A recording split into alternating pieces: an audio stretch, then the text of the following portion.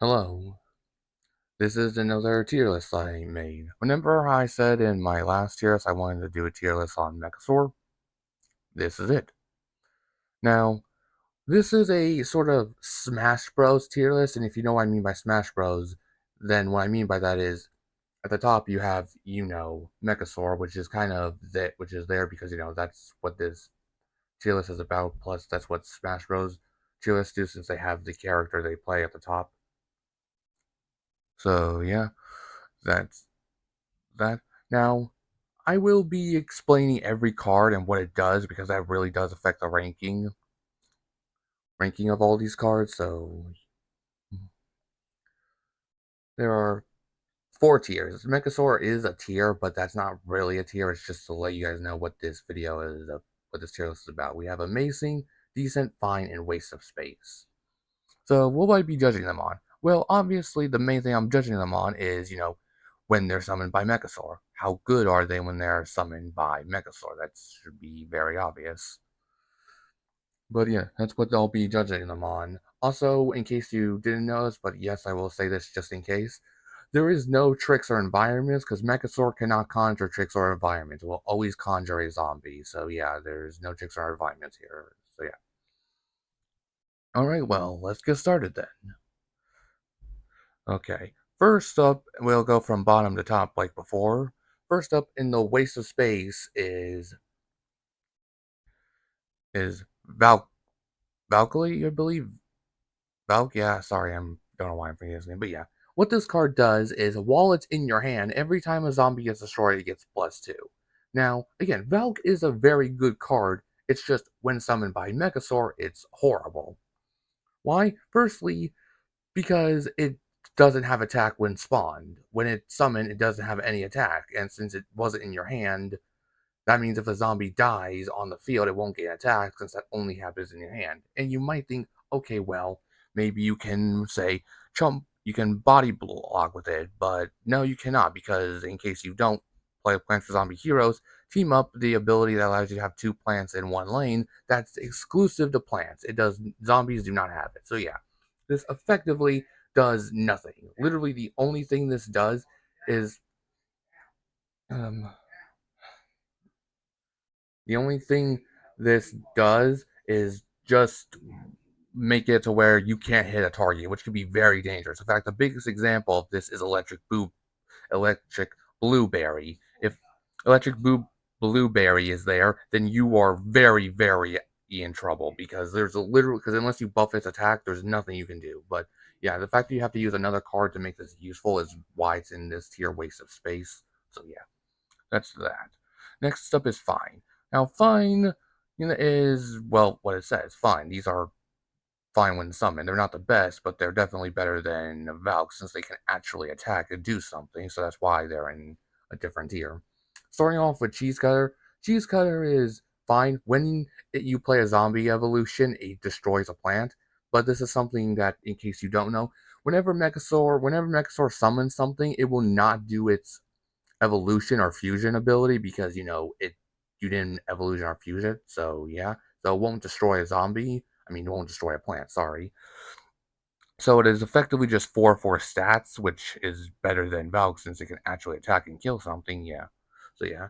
Next up is Dr. Spacetime. When this hits phase, it will when this hits the plant hero, it will conjure a card from the Galactic Guardian set and he gets gets -1 cost.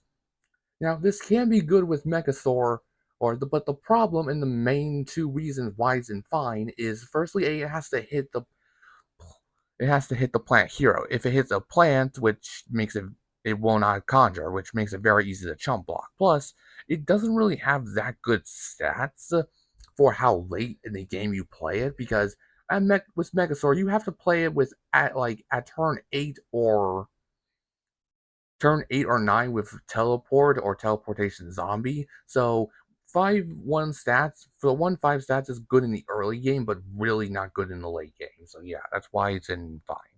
Next up is Kite Flyer. Kite Flyer has worse stats than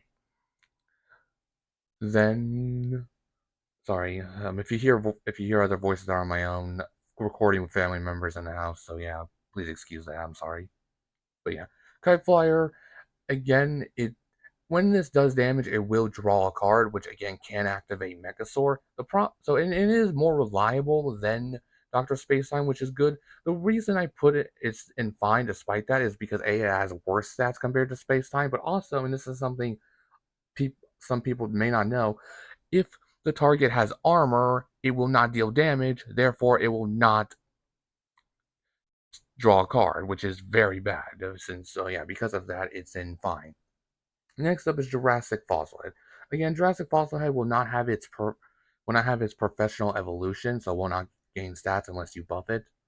So yeah, that's reason why it's in this tier. Now, admittedly, 2-3 stats, again, similar to Dr. Spacetime, is not that good in the late game. The reason I the main good thing about this card is the fact that it has untrickable, so that could be very good, but even then it's not hard for them to just remove it by damaging it, so yeah. Next up is Chum Champion. Chum Champion, when play minuses all plants attacked by 1, and when it does a sports evolution, it minus all plants by 2, and any plants that have 2 or less attack 2 or less attack instantly destroyed. The problem, as I stated earlier, you will not be able to do its sports evolution, and a -1 buff to all plants is not really that helpful. Like, it can be sometimes. I guess if it gets destroyed, it leaves some value on the board, but honestly, it's really not that important. So yeah, that's why it's at fine. Next up is Indecent. These are cards that, if generated from Mechasaur, can be good. They're just not as good as, the top row. So yeah. Next up is Tinkylosaurus. What Tinkylosaurus does is when it does Dino War, which in case you don't know, Dino War is ability that all dinos have. It does differ depending on the dinosaur, but basically they will activate when you either draw a card or conjure a card.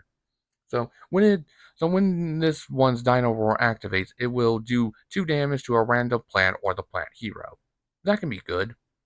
Obviously, being able to do damage to something and potentially kill it can be good. It's just, it can be very inconsistent since, again, it's random, so you can't target it, which sucks. But at least with 6 health, it can be at least decently durable in the late game. So, yeah, that's the reason why it's here. Next up is Stompodon. Stompodon's Dino Roar gives all zombies in your hand a +1/+1 buff, which is can be good. The reason I'm putting it in decent is because it is less durable than Tankylosaurus. Plus this again only happens if there are zombies in your hand. If there are no zombies in your hand, you have like tricks and environments, it effectively does nothing. So yeah, that's the reason it's in this tier. Next up is King. At the end of the turn, King will transform a random zombie into a Knight of Living Dead, which is this card right here, which we'll get to later. So yeah, the reason I put it here is that while yes, it can potentially give you a better card, like let's say Mechasaur conjures say a Valkyrie and then conjures a king. The king can transform into Valkyrie to a knight, which is actually a usable card.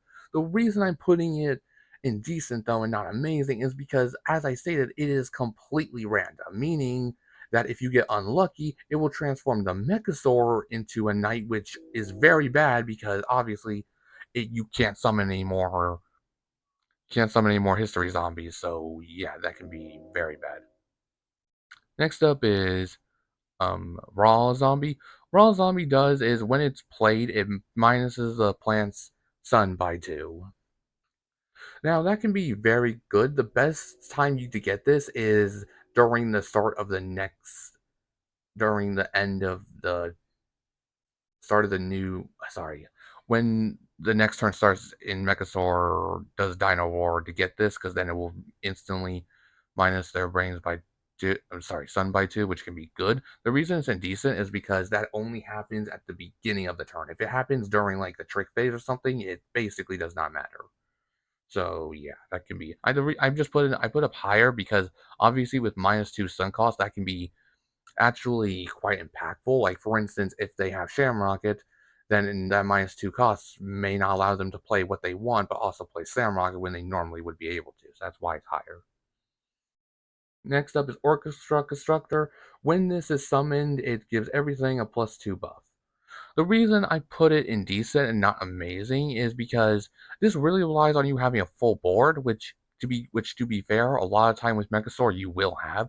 The reason I put in decent though is because if you don't have it and you have like only Mechasaur on the field, then this does effectively nothing. Yes, the Mechasaur's attack becomes 10, but it's very easy for your opponent to then single out the Mechasaur, kill it, and since this does 2 damage and with 2 health, it's very easy to remove.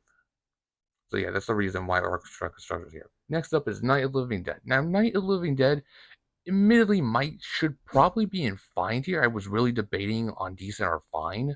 I ultimately chose decent, mainly because 5/5 stats, armored stats, is quite good, especially compared to the lower tiers.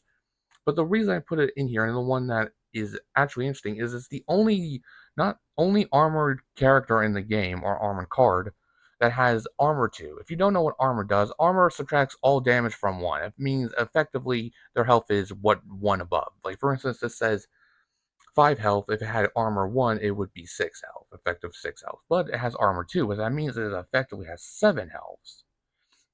So yeah, because of it having 7 health, I decided to put it in decent because yeah, it is just stats, but that armor can really come in clutch.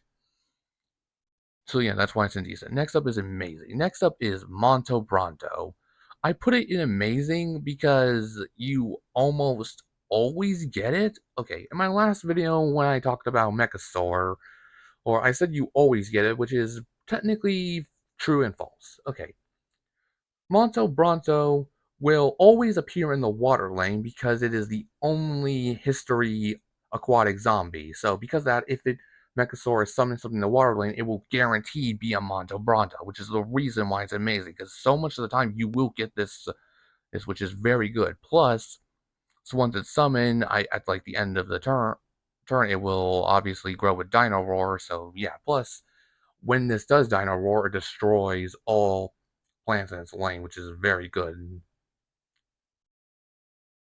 So yeah, that's the reason it's amazing. It's just an amazing because you're almost always getting it.